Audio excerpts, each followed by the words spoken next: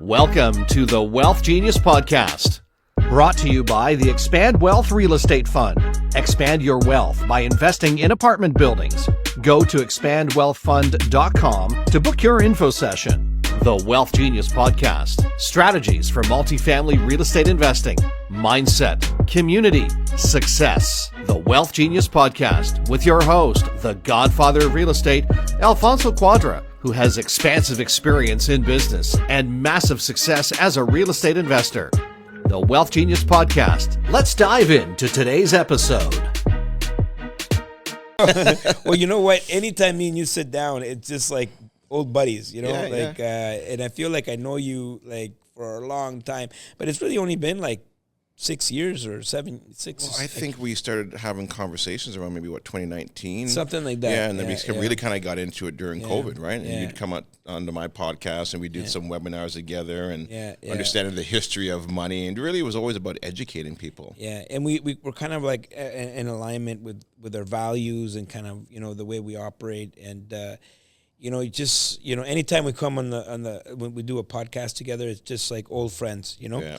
I still remember, I was on that podcast, and I was filming the behind the scenes, and it was a live video that was streaming to my YouTube. And then after the podcast, we got into talking and sharing, and we had some drinks. Some scotch. And it was like 2 hours later.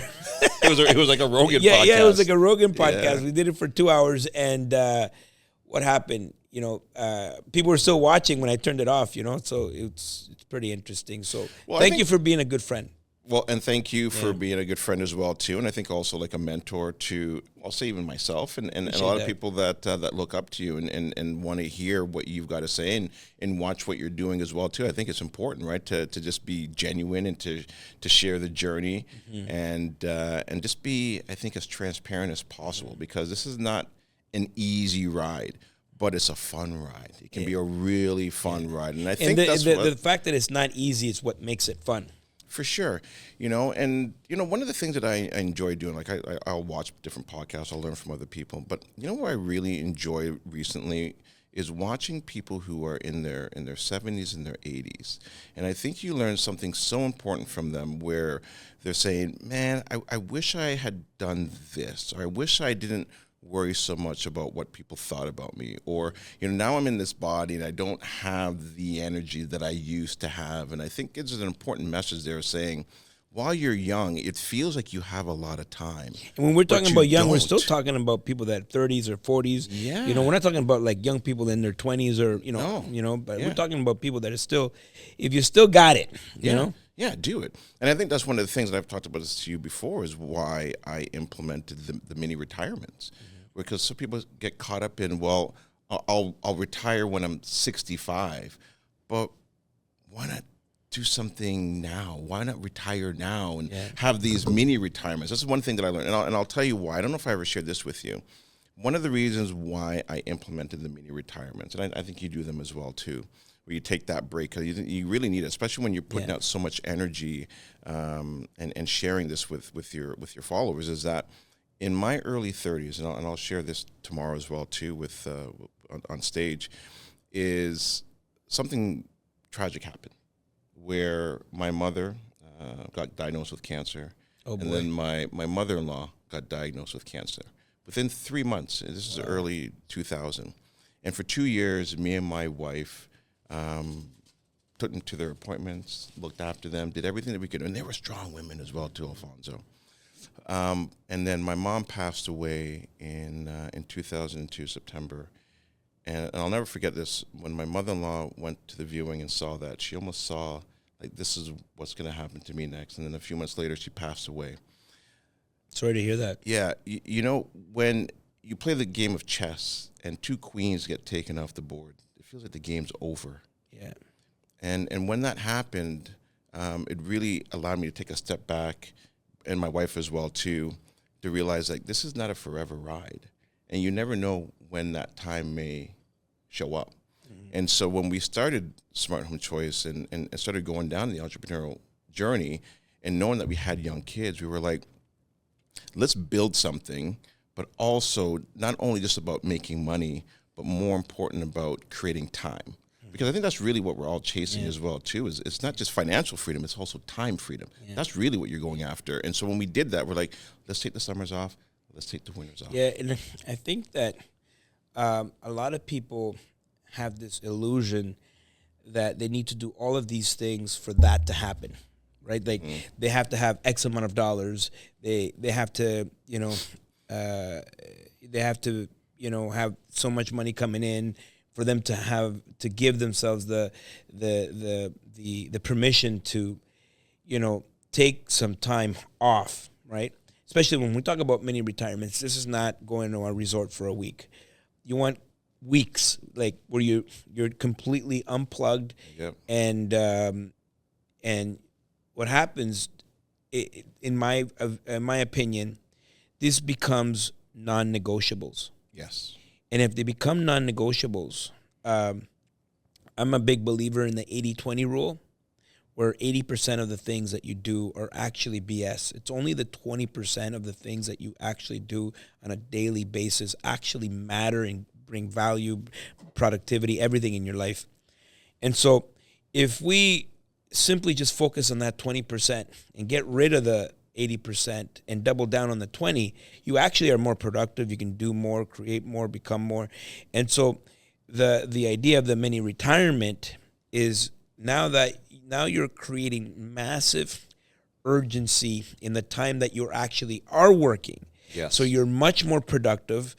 I'm the most productive person on planet Earth if my flight is at noon and I got to go in and get things done at work, between 8 to 10. That I'm in my zone, right? I'm like, there's a sense of urgency. You quit with the BS, things that don't matter. You just focus on what matters, and because you know that you got to go, right? And I think people that take these mini retirements have that, right? Like they get that boost of productivity where they're doing the most important things, and really, what you find out is you don't miss anything, right? So, how long are your mini retirements? So July and August, so for 2 months, and then in December and January, right? So we like to take 4 months off. Now, while we're off though, the book, The 4 Hour Work Week. Yeah. There is a little bit of work that we're obviously doing. There's some. Is it calculated? It's like we're going to do it. Exactly. It's like we're doing it from here to here. Right, but we've built the systems, we have the team, and so a lot of the heavy lifting is still done with that team as well too. Where it allows me and Darlene now to really take a step back and saying, are we moving in the right direction? Does this make sense to continue doing this? And I'm big on the whiteboard, and goal setting is so important. It's like, I say this, it's like driving to Florida but not having a map. You would never do that. You wouldn't just jump in your car and drive. Yeah. And so you've got to map out what's important to you. And this is where my wife and I will argue at the beginning of the year, like, no, that's not what we want to do. We want to go there. And so, but it's important because then what you want to do is to at least be able to have that conversation of this is where we're going. Because if you don't, then I may assume that she wants to go this way, and she may assume that I want to go that way, and that's what causes those conflicts. So you've got to have those conversations in the beginning. It's really important to map it out. If someone told you to paint the house in 30 days, it would take you 30 days. If someone told you paint the house in 3 days, it would take you 3 days. And so, it's all in the things that you do. Yeah. Majority of the time, we waste a lot of time, right? I think you could be very efficient. So you're taking July and August. You said what you said? Yeah, July and August. And December and January. Yeah. Why those months? And what has to happen? What do you do? How do you build the systems so the business can continue while you're gone? Yeah, it's a good question. So for us, I think it obviously helps because we're in real estate. So I'm a real estate agent. And so when you take a look at the real estate cycle, when are you're busy in your slow months, and so your busiest is your spring market. So we need to be active during then. Your second busiest is your fall market.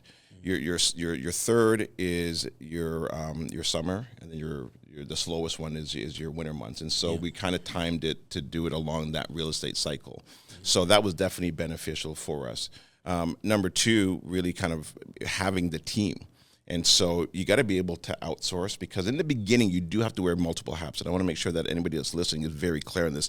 You can't just outsource everything in the beginning. You know, in the beginning I was the IT manager, I was a newsletter writer, I was a real estate agent, I was all of those things. And then as you're building it, you realize where your strengths are, work in your genius, right? Work in your genius, and the other things. Then you've got to start to outsource it. But here's a very important thing, is that when you start to outsource, right, some people get too caught up in outsourcing everything.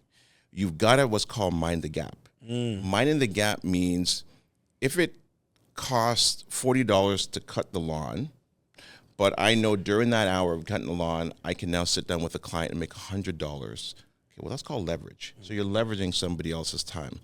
But if I'm cutting that lawn and hiring that out, but now I'm going to go play golf, well, that's a luxury. So you've got to be careful of minding that gap, because your monthly expenses should never exceed your monthly income. So be very careful of that and keep strict accounts, right? And so that's how you do it. And so you got to keep strict accounts. You've got to manage, and you also have to have somebody like my wife who's in operations. You need somebody to be able to do that, because see, for yourself, you're the person that's out there. You're the inspiring person, but you also have very smart people behind the scenes that allow you to be able to work in your genius. And that's really important. So having the right people around you. So now that you have been doing this, what are some of the learnings? So what have you noticed in terms of your business? Yep. Did it suffer? Did it increase? What would you do differently? What are the things that you have improved on this concept of the mini retirement? Yeah. I don't know if I'd ever do anything differently, because I think it's important that whatever happens, you learn from it. And so, have I made mistakes? Absolutely. Did I outsource too much and have to pull back? Yes, absolutely. So those would be some definitely mistakes that I made, of just outsourcing too much. So I had to kind of pull back. Then also taking a look at whatever I have outsourced, does that produce enough for me? Does it make sense to do that? And so that's really important, minding that gap. So the business is fully operational while you're gone. Yes. That's beautiful. Yeah. It's operational. We've got a good solid team. And then also too, I've got a brokerage as well too. So we've got like 150 agents there. So that there's a lot of moving pieces there. But again, you got to have a good team there, good leadership, somebody in operations, office manager, front desk. And so, a good recruiter. Yeah. But you also have to have people bought into the vision of where you're taking the company, and also to have them be leaders in each of their roles, and to give them the ability to feel that this is what I'm responsible for. I am going to make the best out of it. Yeah. But you have to obviously define the roles, but then allow them to grow in those roles as well too. What makes you a good leader? Not micromanaging. I think that's important. I agree 100%. Yeah, you don't want to micromanage, but you do want to provide leadership. You do want to provide inspiration.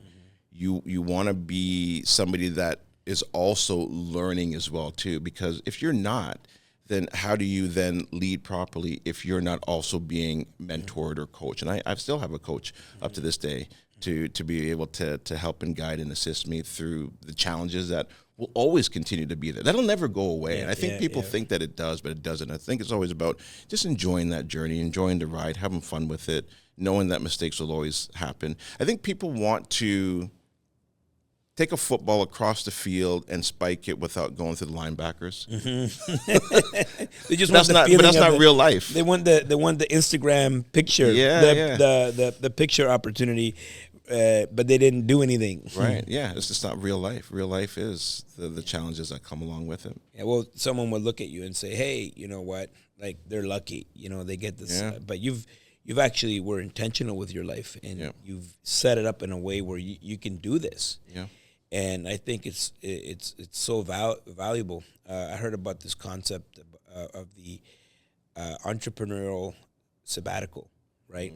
Where you take a year off. Yeah. Like you take a year off and you walk away obviously you want to create systems in place. Most entrepreneurs think that the business can't happen without them. And this sabbatical, it's really about like, okay, creating the systems, working towards a way of you can step away from the business for 1 year, one whole year. Yeah.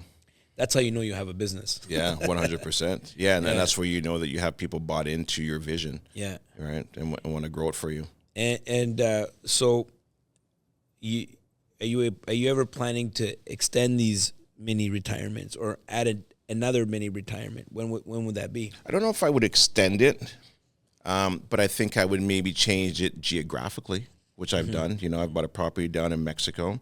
And I think you can still continue to run your business from different geographical parts of the world. And I think that's a great place to be, where you could do it from Mexico, or you can do it from Europe, or you can do it from wherever it is that you want to be in the world. And if you can get to that level, then you know that you've built a very strong business where you don't need to actually be in that specific location to run your business. And it can be done. You know, I mean, look, I thought when I first started being a real estate agent that I could never be able to get to where I am today, but you can. But you need systems, you need processes. And one of the best things as well too is for anybody who's listening, and let's say if they're working their 9 to 5 and they don't like their job, because there's a point when I didn't like my 9 to 5 as well too, is that I took what I learned from there. Because a lot of times people are working in larger corporations.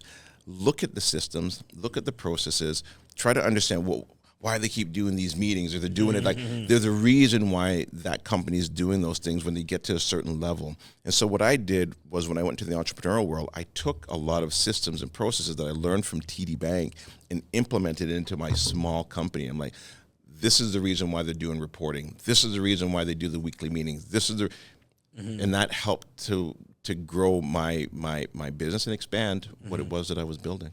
What's one of the challenges that you've seen when it comes to trying to step away a little bit from the business? You know, these mini retirements. What's one of the challenges that you've seen? Emails. I think people can get really caught up in the emails and being busy. A lot of times, emails are things coming in. Yeah, those are things that are coming in that other people want you to do for them a lot of the times. And I'm not saying not to reply to them, but don't live in your emails. I think a lot of people make that mistake. Focus on the 20% that's really going to make you the money, and then you can get back to those emails. Because, and the other thing as well too is, if you're replying to those emails, do not reply to them late at night. If you are, schedule them for early morning. Yeah, well, because then what you do is you're training the people emailing you. Yeah, it's such a time suck. The best invention ever created was the autoresponder. Yeah. If you're sending me an email right now, it's probably not gonna be responded to for a while. So contact this person, that person. This is the people that you want to contact. Yep. If you have this issue, this is the issue. I learned that with my tenants. I remember they used to, I'd have a tenant. They'd call me for everything, right? And I'm not the person they should be calling, right? If there's a fire in your house, don't call me. Right. Call the fire department. Yeah. If your neighbor's being too loud, call the police. You know what I mean? Or whatever the situation may be. And so what we did is create like directions, like this is what if this happens, this is what you do. This happens, and we gave it to everybody, and they could put it on their fridge, and they have all the contacts, all the information of all the people that they can that they could connect to. So very similar to email, right? If someone, if you're answering every single email, you're a slave to that to that email, because an email is going to create another email. Yep. And that other email is going to it never stops, because someone has now with AI, someone can auto respond and say, "Oh, that's great. What about this?" Yep. Oh my God! Now we're in the email abyss here. I will rarely respond to an email more than once a day, because then now I'm just training them. Like, listen, we got to get everything in, because you're not going to hear from me for at least 24 to 48 hours. Yeah. And the other thing as well too, even like for phone calls and voicemails, I tell people, don't even leave me a voicemail. There's way better ways to get a hold of me if it's urgent or important, right? Because I'm just not going to check them. I'm just not checking them. Well, you know what? You got to be efficient. Yeah. You know, if you want something done, give it to a busy person. Because a busy person is not sitting around answering emails. They're busy, right? Yeah. They've figured out ways of just focusing on that 20%. And Right. I think that's the value of taking these mini vacations, you know, these mini retirements, if you will, Yep. where it's like, you know, you can be so efficient the rest of the year because you now are taking 4 months out of your work year, and so that means you got this time to get this much done. Yeah. I'm also a believer in splitting the day into two, right? So everyone has one day, but what if you had 2 days, right? Yep. So from morning to noon, that's one day. Right. I think the psychology behind it is that, you know, you can, if you look at that as one day, you schedule one day, 9 to 12 is one day, and you have to do everything in that one day that you have to do, whatever you have to do. And then the next day, it's maybe 1 to 5, 1 to 6. That's the next day, right? So now everyone has one day, but you have two, right? And it goes back to why New Year's resolutions don't work, because there's this